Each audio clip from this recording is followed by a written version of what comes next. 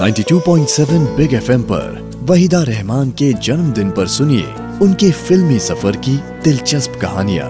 सुहाना सफर with Annu Kapoor, सिर्फ 92.7 big FM पर। प्रिय मित्रों, मैं अन्नू कपूर आप सबका हार्दिक स्वागत करता हूं। फिल्म इंडस्ट्री के न जाने कितने राज, अफसाने, सच्ची कहानियां मैं लेकर आता हूं सिर्फ इस प्रोग्राम में जिसका नाम है सुहाना सफर विद अन्नू कपूर, सिर्फ 92.7 बिग एफएम पर। रसिक श्रोताओं, आज के सुहाना सफर विद अन्नू कपूर का आगाज करते हैं वहीदा रहमान के बचपन के किस्से से। वहीदा रहमान को बचपन से ही डॉक्टर बनने का और साथ साथ डांसिंग का शौक था। वालिद साहब रहमान एक आईएएस ऑफिसर थे और विशाखापट्टनम में पोस्टेड थे। मॉडर्न विचारों के थे, इसलिए अपनी बेटी को किसी बात के लिए रोका टोका नहीं। वहीदा जब 8 साल की थीं तो अचानक उनकी तबीयत खराब रहने लगी। वो इतनी कमजोर हो गईं कि कभी कभी तो पढ़ते पढ़ते ही क्लास में सो जाया करती थी। हालत देखकर स्कूल टीचर ने वहीदा के डैडी रहमान साहब से इस बारे में बात की। बातचीत का नतीजा ये हुआ, वहीदा के पिताजी को बेटी की पढ़ाई छुड़ानी पड़ी और वहीदा रहमान का डॉक्टर बनने का सपना अधूरा रह गया। लेकिन कमजोरी के बावजूद वहीदा ने डांस करना नहीं छोड़ा और भरतनाट्यम की विधिवत ट्रेनिंग लेती रहीं। बहनें तो थीं, स्कूल जाती थीं, लेकिन वहीदा पूरे दिन घर पर ही रहा करती।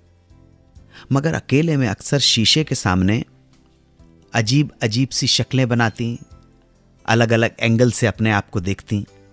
एक दिन वालिद साहब ने पूछ लिया कि क्या शक्लें बना रही हो, क्या शीशे के सामने खड़ी हुई हो, डॉक्टर तो तुम बन नहीं सकी, अब क्या करोगी लाइफ में आगे। वहीदा ने जवाब दिया, मुझे लोगों को हंसाना और रुलाना अच्छा लगता है। आप देखना बाबा, एक दिन मेरा फोटो भी अखबार में छपेगा। रहमान साहब ने मासूम बच्ची की बात को बहुत सीरियसली नहीं लिया। वहीदा जब 13 साल की हुई तब इंडिया के पहले इंडियन वायसराय सी राजगोपालाचारी जी का आगमन हुआ विशाखापट्टनम में। तो वायसराय के सम्मान में एक कल्चरल प्रोग्राम का आयोजन किया गया और रहमान साहब ने आईएएस ऑफिसर थे। उन्होंने सोचा कि कमला लक्ष्मी जी को बुलाएं, एमएस सुब्बलक्ष्मी को आमंत्रित करें। लेकिन उनके पास वायसराय के ऑफिस से एक सूचना आई कि राजगोपालाचारी जी लोकल टैलेंट को देखना चाहते हैं, किसी स्टार परफॉर्मर को देखने में इतने कीन नहीं हैं। रहमान साहब सोच में पड़ गए कि क्या किया जाए। मीटिंग हुई। रहमान साहब के सुपीरियर ने अचानक रहमान साहब से कहा कि भाई, आपकी बेटी भी तो भरतनाट्यम सीख रही है, आप उसे क्यों नहीं इंक्लूड करते, उसकी परफॉर्मेंस करा दीजिए। रहमान साहब ने कहा बहुत छोटी है और वो कोई प्रोफेशनल डांसर नहीं है। तो जवाब मिला रहमान साहब को, क्या हुआ, हमारे वायसरॉय साहब लोकल टैलेंट देखना चाहते हैं, स्पेसिफाई किया गया है। ऐसा करो, बिटिया से कहो कि वो प्रैक्टिस शुरू कर दे, उसे सी राजगोपालाचारी के सामने परफॉर्म करना है। और ऐसा ही हुआ। वहीदा ने जब राजगोपालाचारी के सामने डांस की परफॉर्मेंस दी तो बहुत इंप्रेस हो गए। प्रोग्राम के बाद उन्होंने वहीदा को मेडल दिया और जब वो रहमान से मिले तो उन्होंने कहा, पहली बार किसी मुस्लिम लड़की को भरतनाट्यम करते देखा है। रहमान साहब ने कहा, सर, योर एक्सीलेंसी, मेरी बेटी ने ये डांस सीख कर यह साबित कर दिया है कि कला का कोई धर्म नहीं होता है। क्या बात है, क्या है। अगले दिन इस प्रोग्राम की न्यूज अखबारों में वहीदा रहमान के फोटो के साथ छपी। तो वहीदा ने अपने बाबा को, अपने अब्बा को अखबार दिखाते हुए कहा, बाबा, मैंने कहा था ना, एक दिन मेरी फोटो अखबार में छपेगी। वहीदा की बात सुनकर रहमान साहब की आंखें छलक पड़ी। कहते हैं कि आदमी की जबान पे कभी कभी सरस्वती बैठ जाती है और जो भी कहा जाता है वो सच हो जाता है। ऐसा ही हुआ वहीदा रहमान के साथ। मजाक मजाक में उन्होंने एक्सीडेंट की बात कह दी जो रियल लाइफ में भी हो गया।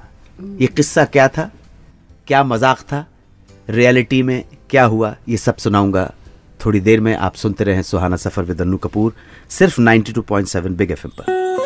92.7 बिग एफएम पर सुनते रहिए वहीदा रहमान के जन्मदिन पर उनके जीवन से जुड़े कुछ दिलचस्प किस्से।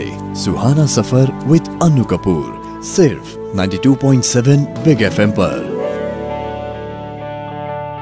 दोस्तों, अब बात करते हैं वहीदा रहमान के जीवन से जुड़े इस किस्से की, जब उन्होंने मजाक में ऐसे ही कैजुअली जो कहते थे, एक्सीडेंट की बात कही और कुछ ही दिनों में वाकई में उनका एक्सीडेंट हो गया। ये वाकया है गुरदत्त की फिल्म कागज़ के फूल के समय का। हुआ यूं कि इस फिल्म में हीरोइन थी वहीदा रहमान ऑब्वियसली, जिनके साथ फिल्म का एक सीन शूट होना था। सीन कुछ इस तरह का था, कार का एक्सीडेंट हो जाता है, उन्हें चोट लग जाती है, तो सीन शूट करने के दौरान चेहरे पर मेकअप करके वो जो फिल्मी ब्लड लगाया गया। इस सीन के ओके होने के बाद वहीदा जी ने परवाह नहीं की और बगैर मेकअप रिमूव किए घर चली जाती है। मेकअप, आप समझ रहे हैं, मेकअप रिमूव नहीं किया और घर पहुंच गई। शायद एक प्रैंक करना चाहती थी, मजाक करना चाहती थी, घर वालों को डराना चाहती थी। वहीदा ने प्लान के हिसाब से घर पहुंचते ही वो अपनी एक्टिंग शुरू कर दी, दर्द कराने जी हाँ, दर्द का। और घर वालों से कहा कि उनकी कार का एक्सीडेंट हो गया है, चोटें आई हैं। घर वालों ने कभी सपने में भी नहीं सोचा था कि वो ऐसा मजाक करेंगी, और सभी लोग खून देखकर घबरा गए। उनसे बोले तुम्हें इस तरह अकेले नहीं आना चाहिए था, हमें बुला लिया होता या फिर सीधी डॉक्टर के पास चली जाती, इतनी चोट आई है। वो सीरियसली ले बैठे, उनके कहीं इमेजिनेशन भी नहीं था कि ये सब ड्रामा हो रहा है। वहीदा ने जब देखा कि सभी उनके मजाक को सच समझ बैठे हैं, तो उसके बाद उन्होंने अपने आप को एक्सपोज कर दिया कि भाई मैं तो मजाक कर रही थी। हाँ, वो हंसी, सारे घर वालों को माजरा समझ में आ गया और डांट भी पड़ेगी उनकी। घर के लोगों ने डांटा, खबरदार इस तरह का गंदा मजाक करने की कोशिश की गई। साहब, बात आई गई हो गई, लेकिन वहीदा को यह पता नहीं था कि उनके मजाक में की गई ये बात एक दिन सच हो जाएगी। एक दिन जब वो घर लौट रही थी तो सचमुच कार का एक्सीडेंट हो गया। मामूली चोटें आई थी, खैर थोड़ी सी ड्रेसिंग के बाद सही सलामत घर आ गई। घर आने पर उन्होंने जब सबको बताया कि उनकी कार का एक्सीडेंट हो गया, मगर चिंता की कोई बात नहीं है, तो भेड़िया आया। तो पहले तो किसी को विश्वास ही नहीं हुआ, मगर बाद में हकीकत सबके सामने आ गई। अपने एक इंटरव्यू में इस घटना को याद करते हुए वहीदा जी बताती हैं कि इस घटना के बाद उन्होंने कसम खा ली कि वो इस तरह का मजाक कभी नहीं करेंगी, क्योंकि पता नहीं कब वक्त उनके साथ क्या हंसी सितम कर जाए। प्रोग्राम के अगले हिस्से में मैं आपको बताऊंगा कि क्यों भरतनाट्यम सीखने की शौकीन वहीदा रहमान को करना पड़ा 4 महीने का इंतजार गुरु की रजामंदी के लिए। ये किस्सा सुनाऊंगा लौटकर। आप सुनते रहे सुहाना सफर विद अन्नू कपूर, सिर्फ 92.7 बिग एफएम पर। 92.7 बिग एफएम पर सुनते रहिए वहीदा रहमान के जन्मदिन पर उनके जीवन से जुड़े कुछ दिलचस्प किस्से। सुहाना सफर विद अन्नू कपूर, सिर्फ 92.7 बिग एफएम पर। दोस्तों, वहीदा रहमान को बचपन में तबीयत ठीक ना होने के कारण जल्दी स्कूल को अलविदा कहना पड़ा। तबीयत बचपन में बहुत ख़राब हो गई थी, तो पिताजी ने स्कूल छुड़वा दिया। बहनें स्कूल जाती थीं, वो घर पर रहकर बोर हुआ करती थी, तो उन्होंने पापा के सामने इच्छा जाहिर की कि मैं डांस सीखना चाहती हूँ। पिताजी प्रोग्रेसिव विचारों के आदमी थे, उन्होंने कहा चलो कोई प्रॉब्लम नहीं है। जब वहीदा लगभग 9 या 10 साल की रही होंगी, तब भरतनाट्यम सीखने के लिए उन्होंने टी.के. महालिंगम पिल्लई से इस डांस को सीखने की इच्छा जाहिर की। वालिद साहब ने इस सिलसिले में पिल्लई साहब से बात की। पिल्लई साहब ने साफ इनकार कर दिया, नहीं मैं नहीं सिखाऊंगा। रहमान साहब ने वजह पूछी, कारण पूछा, तो गुरुदेव पिल्लई साहब ने कहा कि वहीदा, आप लोग मुसलमान हैं और ये डांस का फॉर्म एकदम अलग है, भरतनाट्यम, इसमें डिवोशन चाहिए लॉर्ड शिवा के लिए, जो एक्सप्रेशन चाहिए वो एक मुस्लिम लड़की नहीं दे सकती है। इस बात को सुनकर रहमान साहब और बेटी वहीदा दोनों बहुत बहुत मायूस हो गए। दोनों ने अगले 4 महीने तक गुरु पिल्लई का पीछा नहीं छोड़ा, पीछे पड़े रहे ताकि वो किसी तरह वहीदा रहमान को अपनी शिष्या बना लें। मगर गुरुजी नहीं मान रहे थे, अड़े हुए थे। जब एक दिन पिल्लई साहब को लगा कि लड़की भी जिद पकड़ के बैठ गई है, तो उन्होंने रहमान साहब से कहा कि वहीदा की कुंडली चाहिए। रहमान साहब ने, वालिद साहब ने कहा कि जी माफ़ कीजिएगा, आप तो जानते हैं कि हम मुसलमान हैं और कुंडली वगैरह तो हमारे यहाँ बनती नहीं, वो तो हिंदुओं में होती है। इस पर पिल्लई साहब ने वहीदा की जन्म तिथि और समय और स्थान की जानकारी ली। उन्होंने वहीदा रहमान की जन्म कुंडली बनवाई ज्योतिष के हिसाब से। कुंडली बन के जब गुरुदेव पिल्लई साहब के सामने आई तो पिल्लई साहब भी ज्योतिष के जानकार थे। कुंडली जब उन्होंने पढ़ी, एकदम समझ गए कि ये लड़की उनकी शिष्या बनकर पूरे जमाने में उनका नाम रोशन करेगी। जब वहीदा जी के वालिद को इस बात का पता चला तो उन्होंने पिल्लई से कहा कि ये तो विधि का विधान है, आपने कुंडली बनाई है, पढ़ भी ली है। मन तो मान गया था, लेकिन बेटी के फादर की वजह से पिल्लई साहब को बात माननी पड़ी और उन्होंने वहीदा रहमान को तालीम देनी शुरू कर दी। गंडा बांध के अपनी शिष्या बना लिया और उनकी इस शिष्या ने, मुझे नहीं लगता कि गुरुदेव पिल्लई की वहीदा रहमान के अलावा कोई और मुसलमान शागिर्दा होगी, और इस मुसलमान शागिर्दा ने पूरे वर्ल्ड में गुरुदेव पिल्लई का नाम रोशन किया। ऐसी वहीदा रहमान के लिए जोरदार ताली। ये जो बात आपने कही, इस पे मुझे एक छोटा सा पढ़ा हुआ वाकया याद आ रहा है जी। लता जी से पूछा गया था कि आपका वो कौन सा गाना है जिसमें आपको ये लगता है कि जिस पे एक्ट करने वाले ने सबसे ज़्यादा न्याय किया है। तो उन्होंने कहा जवाब देना थोड़ा मुश्किल है, लेकिन फिर भी मैं ये कहना चाहूँगी कि पिया तो से नैना लागे, इसके सभी अंतरों पे जी। थोड़ा सा लंबा गाना है, लेकिन सभी अंतरों पे जिस तरह का न्याय वहीदा रहमान कर पाई हैं, उसे इस गाने का ग्रेस और भी ज़्यादा बढ़ गया है। इसमें कोई शक नहीं है, इसमें बिल्कुल कोई शक नहीं है। जोरदार तालियां वहीदा जी के लिए। वहीदा जी की बात चली है तो प्यासा फिल्म का एक गीत मुझे याद आ रहा है। वाह, साहिर की रचना। आज सजन मोहे अंग लगा लो, जन्म सफल हो जाए। देखिए पूरा श्रृंगार है। लोग कहते हैं ना रोमांस की बात कीजिए, रोमांटिसिज्म, रोमांस की बात कीजिए, इससे ज्यादा क्या रोमांस होगा। लेकिन ऐसा रोमांस जिसके अंदर दर्शन आ गया है, और आप ऐसे रोमांस को देख के ऐसा लगता है कि आप प्योरीफाई हो गए, पवित्र हो गए। आज सजन मोहे अंग लगा लो, जन्म सफल हो जाए, हृदय की पीड़ा, देह की अग्नि, सब शीतल हो जाए। अब इससे ज्यादा साहित्य क्या हो सकता है। वहीदा जी को सल्यूट। 92.7 बिग एफएम पर सुनते रहिए वहीदा रहमान के जन्मदिन पर उनके जीवन से जुड़े कुछ दिलचस्प किस्से। सुहाना सफर विद अन्नू कपूर, सिर्फ 92.7 बिग एफएम पर। होठों पे खेलती हैं तबस्सुम की बिजलियां, होठों पे खेलती हैं तबस्सुम की बिजलियां, सजदे तुम्हारी राह में करती है कहकशां। दुनियाए हुस्न इश्क का तुम ही शबाब हो, 14वीं का चांद हो या आफताब हो, जो भी हो तुम खुदा की कसम लाजवाब हो। अजीज दोस्तों, इस गीत का कोई मिसाल नहीं है। खूबसूरती का अंदाज़े बयां, इससे बेहतर भला और क्या हो सकता है।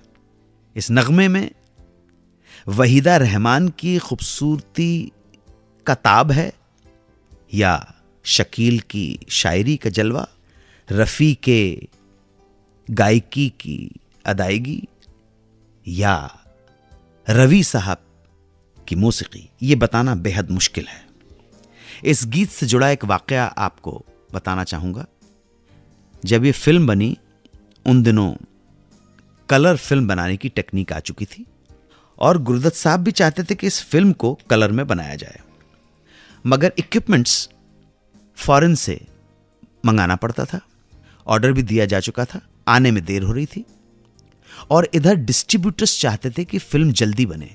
तो मजबूरन गुरुदत्त ने फिल्म को ब्लैक एंड वाइट में शूट किया, सेंसर से पास भी करवा लिया।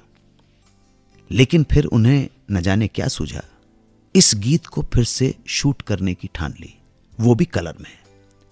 तब तक इक्विपमेंट भी आ गए थे और तय किया गया कि frame to frame, shot to shot copy करके वैसे ही दोबारा शूट किया जाएगा, क्योंकि ब्लैक एंड वाइट में जो शूट था वो बहुत बेहतरीन था। इसलिए निर्णय लिया गया कि इसमें कोई चेंज नहीं किया जाए। खैर, जैसा कि प्लान किया गया था, वहीदा रहमान को बुलाया गया। क्योंकि फिल्म की फोटोग्राफी कलर थी, जिसके लिए बड़े बड़े आर्क लाइट्स के द्वारा लाइट का डिजाइन किया गया। इस बड़े बड़े आर्क लाइट्स की वजह से वहीदा रहमान की आंखों पर असर पड़ने लगा।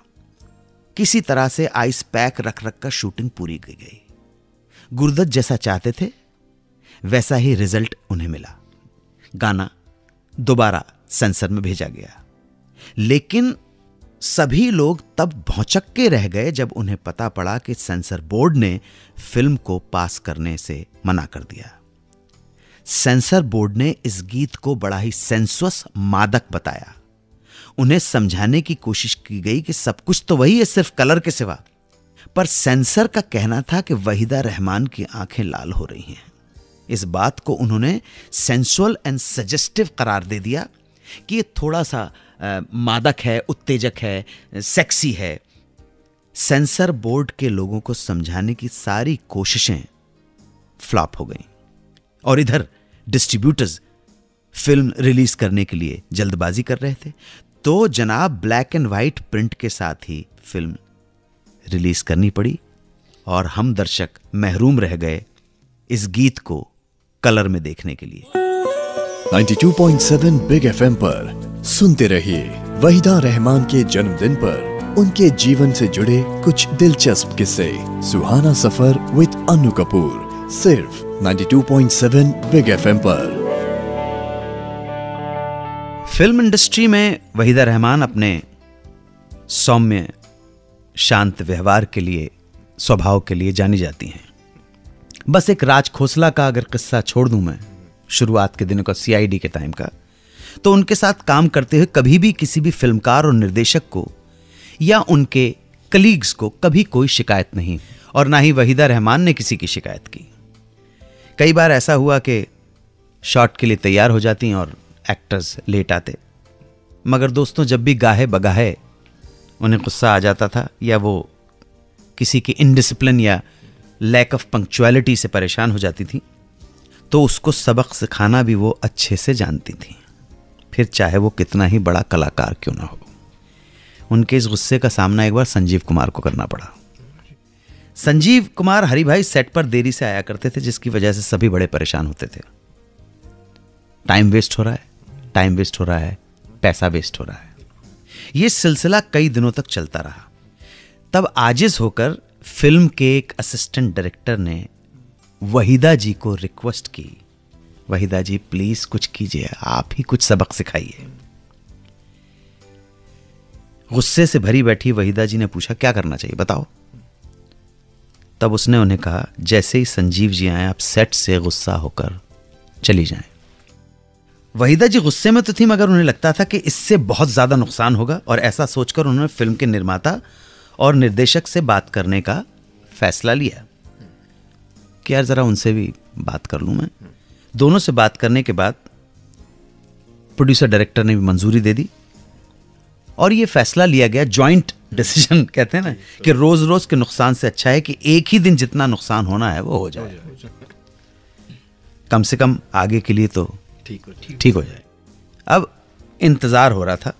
वहीदा जी ने अपना सामान स्टाफ से कहकर ऑलरेडी अपनी गाड़ी में रख दिया और इंतजार करने लगे संजीव कुमार का। जैसे ही संजीव कुमार जी ने एंट्री ली, तब सब ने वहीदा रहमान को कार में बैठकर बाहर जाने का इशारा कर दिया। वहीदा जी झट से कार में बैठ गई और ड्राइवर से घर चलने को कहा। संजीव कुमार जी की कार अंदर आ रही थी, वहीदा रहमान की कार बाहर जा रही थी। दोनों ने रास्ते में जब एक दूसरे को क्रॉस किया तो संजीव कुमार ने उन्हें जाते देखा और उन्हें समझ नहीं आया कि क्या हो गया। हाथ हिलाकर बाय भी किया। अंदर पहुंचने पर पता चला कि वहीदा रहमान उनकी लेट लतीफी से तंग होकर गुस्से में वापस चली गई सेट छोड़कर।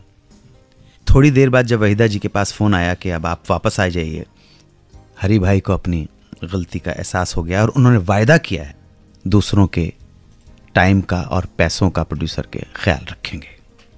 दोस्तों उस दिन तो वहीदा जी वापस नहीं आई, लेकिन ऐसा सुना है कि सारी घटना का डिजायर्ड इफेक्ट ही हुआ, पॉजिटिव असर हुआ और संजीव कुमार जी समय पर पहुंचने लगे सेट पर। 92.7 बिग एफएम पर सुनते रहिए वहीदा रहमान के जन्मदिन पर उनके जीवन से जुड़े कुछ दिलचस्प किस्से।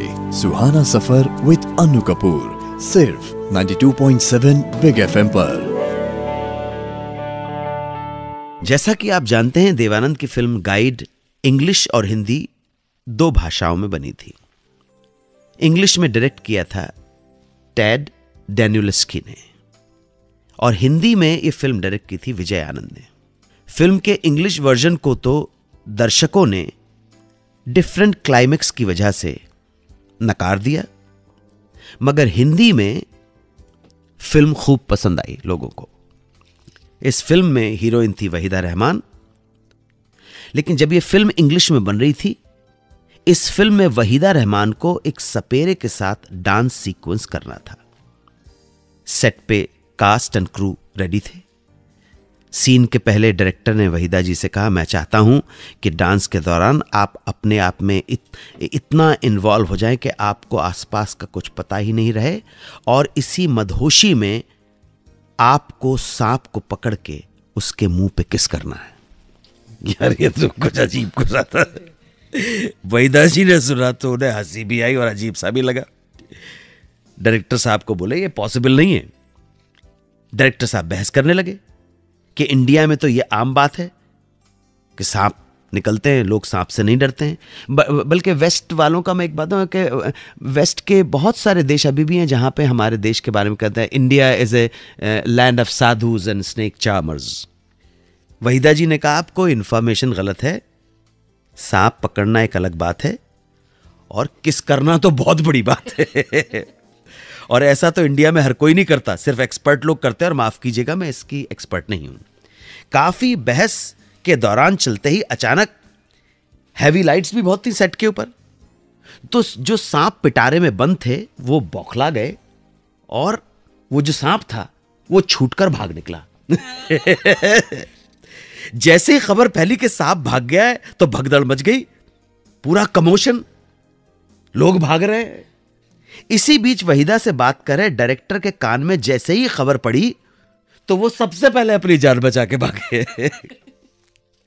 कुछ देर के बाद लोगों की मशक्कत के बाद सांप पकड़ा गया। तब डायरेक्टर साहब को बुलाया गया। वहीदा जी ने कहा आप तो डर के मारे भाग निकले। तब डायरेक्टर ने कहा मैं थोड़ी ना आपकी तरह इंडियन हूं, मैं तो इंग्लिश हूं, मुझे तो सांप से डर लगता है। वहीदा जी ने कहा भैया आपकी तरह मुझे भी सांप से डर लगता है, इसलिए आप ये सांप को किस करने वाला आइडिया छोड़ दीजिए और बाकी गाना सही तरह से शूट कीजिए। तब कहीं जाकर डायरेक्टर को समझ में आया कि सांप कितना खतरनाक होता है इस जाप, और जिस काम को करने के लिए वो कह रहे थे वो प्रैक्टिकल पॉसिबल नहीं था। अगर आप हमसे और जुड़ना चाहते हैं, स्टूडियो में आके इस प्रोग्राम का हिस्सा बनना चाहते हैं, कुछ सुझाव हो, सजेशंस हो, आपके सजेशंस का, आपके सुझाव का हमेशा स्वागत है। इंतजार करूंगा आपके रिस्पांस का। हमारा नंबर है 55454। इस पे SMS कीजिए, लिखिए बिग, उसके बाद स्पेस सुहाना सफर and then your message. 92.7 big FM पर आप सुन रहे हैं वहीदा रहमान के जन्मदिन पर उनके जीवन से जुड़े कुछ दिलचस्प किस्से। सुहाना सफर विद अन्नू कपूर, सिर्फ 92.7 बिग FM पर।